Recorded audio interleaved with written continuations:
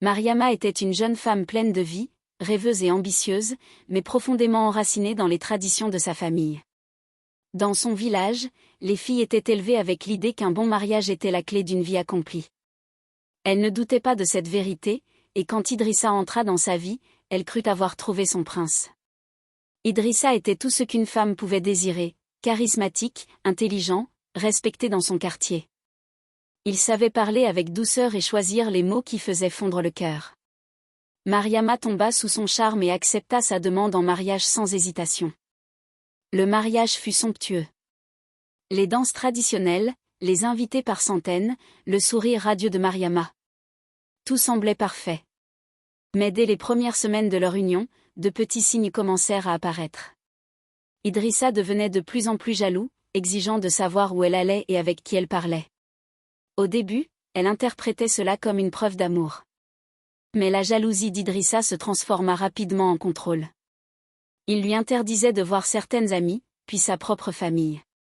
Il critiquait sa façon de s'habiller, de parler. Et puis un soir, après une dispute anodine sur un plat trop salé, il la gifla. Le choc fut immense. Idrissa s'excusa aussitôt, pleura, la supplia de lui pardonner. Mariama, bouleversée, crut à ses regrets et pensa que c'était un accident. Les jours passèrent, et l'épisode fut oublié. Jusqu'à ce que cela recommence. La deuxième fois, ce fut plus violent.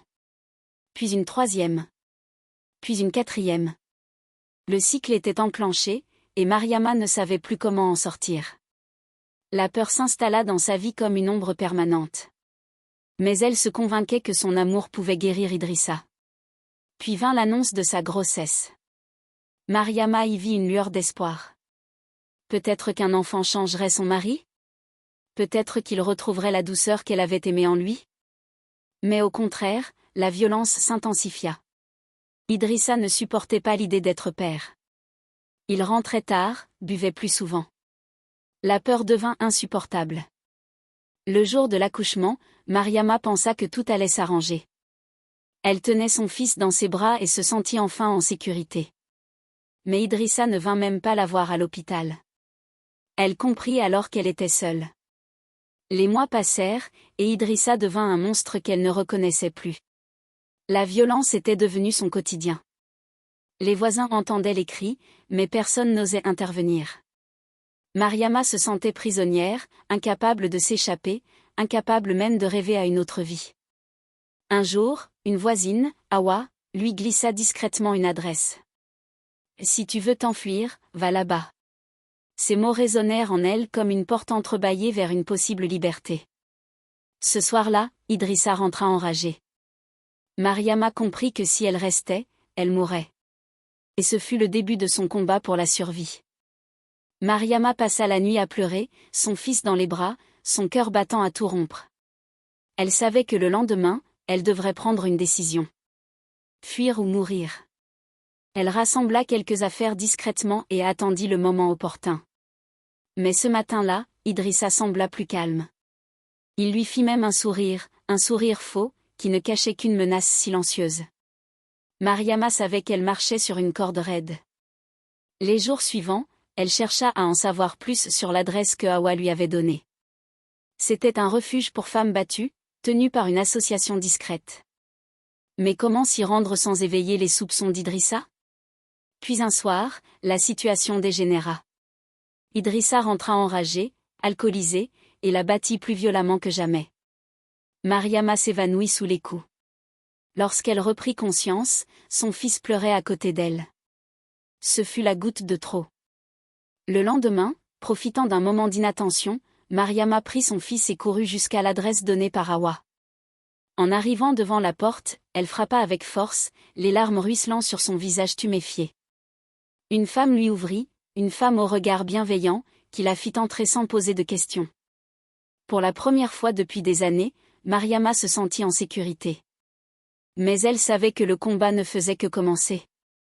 Au refuge, Mariama découvrit un monde qu'elle ignorait. D'autres femmes, brisées comme elle, tentaient de se reconstruire. Loin de la brutalité d'Idrissa, elle reprenait lentement goût à la vie. Mais le danger n'était pas écarté. Idrissa, furieux de ne pas la retrouver, mobilisa ses contacts. Il interrogea les voisins, surveilla les lieux où elle se rendait autrefois. Il la voulait de retour sous son joug. Mais Mariama était déterminée. Elle rencontra des avocats, des travailleurs sociaux qui lui expliquèrent ses droits. Pour la première fois, elle envisagea une action en justice. Mais Idrissa n'allait pas se laisser faire. Un jour, alors qu'elle sortait du refuge pour un rendez-vous légal, elle sentit une présence derrière elle. Idrissa l'avait retrouvée. Il tenta de la forcer à monter dans sa voiture. Mais cette fois, Mariama n'était plus seule. Une bénévole du refuge vit la scène et alerta la police. Idrissa fut arrêté. Mais ce n'était que le début d'une longue bataille judiciaire. Le procès d'Idrissa commença quelques mois plus tard. Mariama, accompagnée de son avocat et du soutien du refuge, témoigna avec courage.